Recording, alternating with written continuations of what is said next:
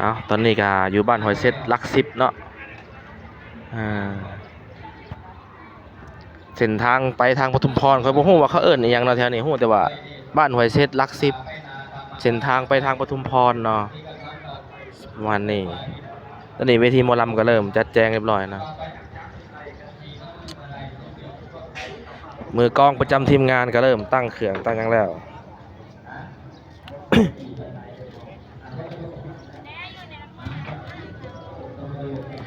จานเขากำลังเริ่ม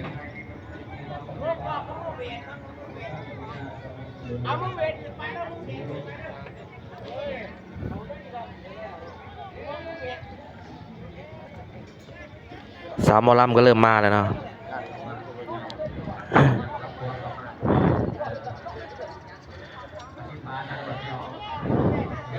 นี่คือมุมสูงเนาะหมอลำเขาก็สินอนอยู่แบบนี้เนาะใช่นี่เพราะว่าเฮามาสัวข้าวเนาะบางคนก็นอนข้างทงข้างทาสก็บ่เป็นหยังเนาะนอนข้างทาสก็มันบ่เป็นหยังมันเป็นเรื่องปกติมันเป็นแค่สิ่งที่ว่าอีหยังเขาเอิ้นล้มหายตายจากไปแล้วก็เหลือแต่กระเศษกระดูกก็บ่มีหยังเนาะบ่มีหยังบางคนก็ปูนอนสบายบางคนว่าย่านผีบ่มันก็บ่เนาะก็ปกติเนาะอยู่ในวัดในวาเนาะสิหยังที่ว่าสูญสิ้นไปแล้วก็คือสูญสิ้นไปเลยนะบ่มีมาเป็นอะไรเลย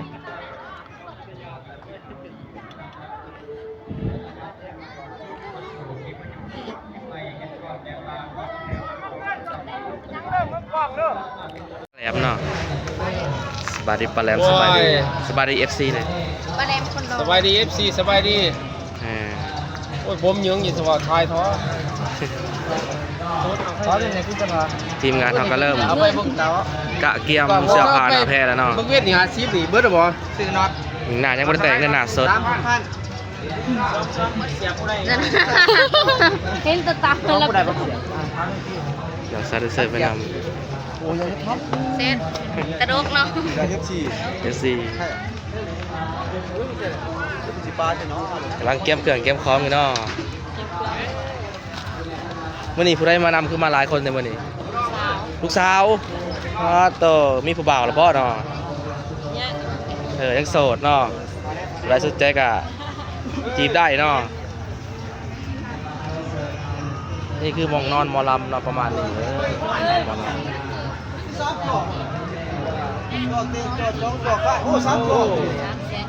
จ่อเลขจริง500หันมันคือสั้นคือพากันไปนอนอยู่ในแท้เนาะ500สั้นก็50นี่นะ50 บาท3ตัวได้ติปเนาะติปหลายเนาะอันนี้ก็ไอเป็นนางเอกหมอลำเนาะนางเอกหมอลำนางเอกหมอลำประจำทีมงานเพชรคุณไซเนาะหน้าสดๆเนาะมื้อนี้ก็บ่ได้มาเชียร์จักก็แล้วมื้อนี้ก็เชียร์จักก่อนนะเพราะว่าขอสิฟ้ามื้อยันอยากกินนมขอบใจเด้อ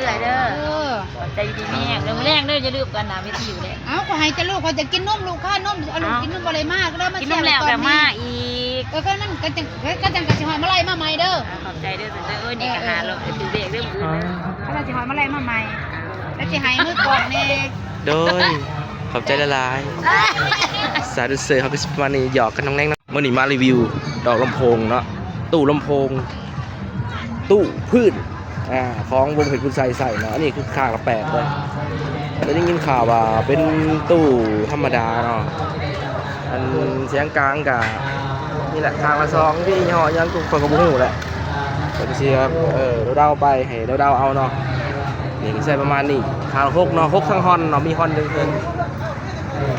ใส่ฮอน1เนาะจะเพิ่นยังสับภาษาอันคนเสียงเขาบอกกันก็บ่ฮู้กันเนาะแต่ว่ารีวิวข่าวไปเนาะมอนิเตอร์หน้าเวทีก็สิประมาณนี้เนาะหน่วยเดียวเลยไอ้2หน่วยหน้าที่2หน่วยเทิงเวทีก็2หน่วยเทิงเวทีเพิ่นสิตั้งไว้คู่กันได้บ่นี่คือมอนิเตอร์กับจีมี2ใบ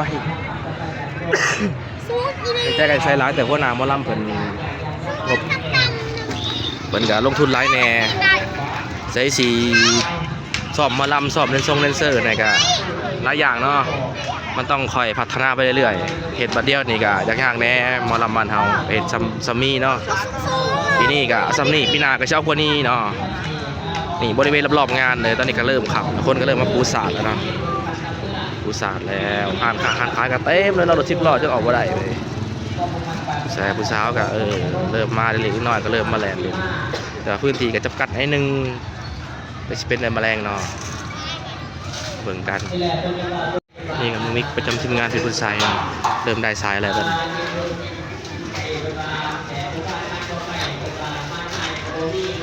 ทำแล้วเปล่าเนี่ยสีท้ามเพิ่นกะจะรบกวนเพิ่นเนาะเพิ่นว่ามือหน้าหูสำหิวทีมงานทำเป็นประมาณนี้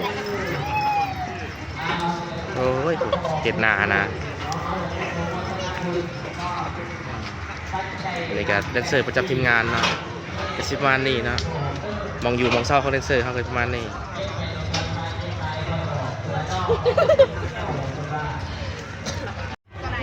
อันนี้คือ power ที่ทีมงานเป็นผู้ใช้เขาใส่กันเนาะก็สิประมาณนี้เนาะให้เบิ่งคร่าวๆก็ประมาณนี้เด้อนี่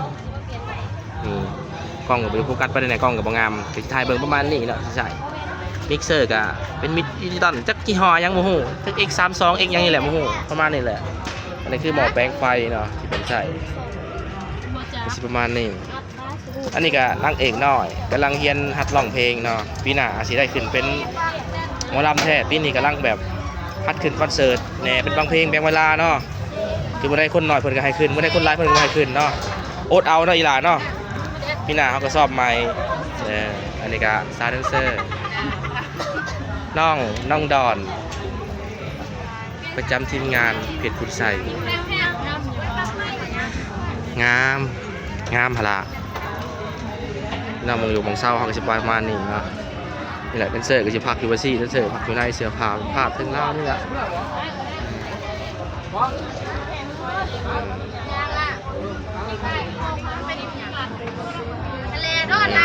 มองเศร้าเสื้อผ้า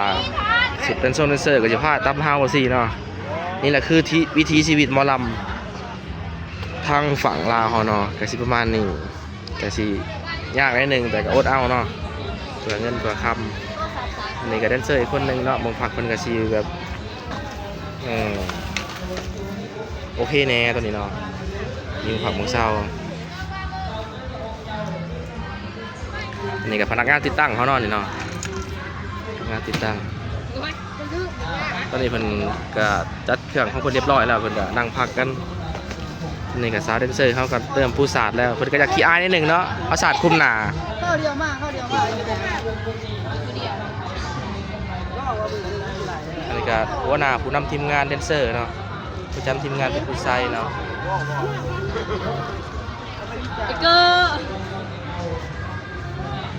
อันนี้ได้กับน้องเนาะเพิ่นเป็นหมอลำทั้งคู่เลยเนาะสองไอ้น้องเนาะกัดต่อก็กัดต่อน้อยว่ะได้กับน้องเนาะกับกัดใช่ปะกับกัดอ้อยสาวเกสรเนาะกับไอ้ที่ว่าดิมากบอกไอ้ด้วยเหมือนแม่สวัสดีเนาะสบายดี MC ฝากกดไลค์กดแชร์หน่อยเด้อพี่ซานที่บอกว่าคุยบอลไฟในอะไรเค้กพี่ซานทีมงานพี่ซานที่บอกว่าคุยในก็ได้ก็แดงก่อนสาวเค้กคนงามเนาะอันนี้ก็นั่งเอกเนาะส่วนไลฟ์บางคนก็จะถามว่าเป็นยังคือผู้ใดก็คือว่านางเอกผู้ใดก็คือว่านางเอก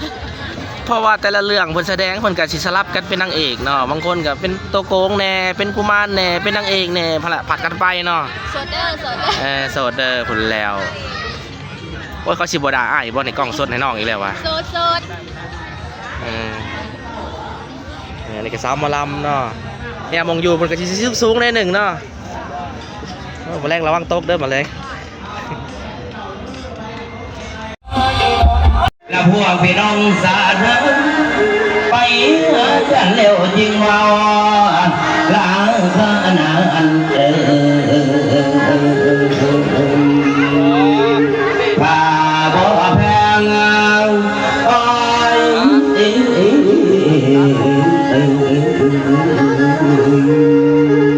พาบ่แพงดอกคือใหญ่โอ้ยโอ้ย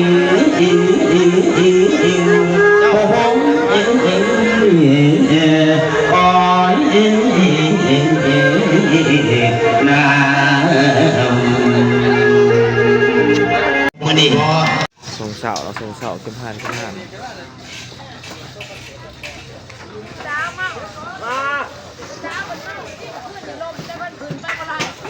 บริเวณลังหันช่วงเสาเราก็จะประมาณ4 รุ่นได้1ต่างคนต่างเก็บเสื้อผ้าให้มัน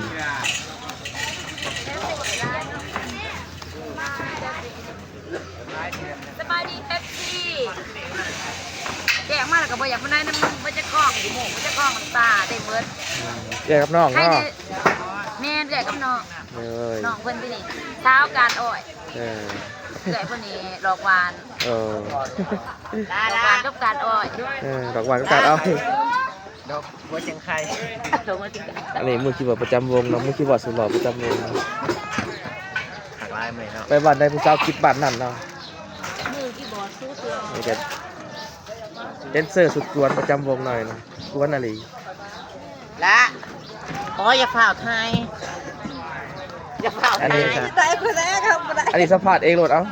อย่างนี้ค่ะ ขยันต่อ ยิ้มหน่อยพี่ยิ้มหน่อยพี่ยิ้มหน่อยยิ้มหน่อยปิดหน้ามาเลย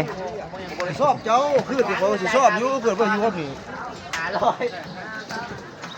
บริเวณหาดมันเลยก็จะประมาณนี้เนาะ ละละเอาบงรถเนี่ย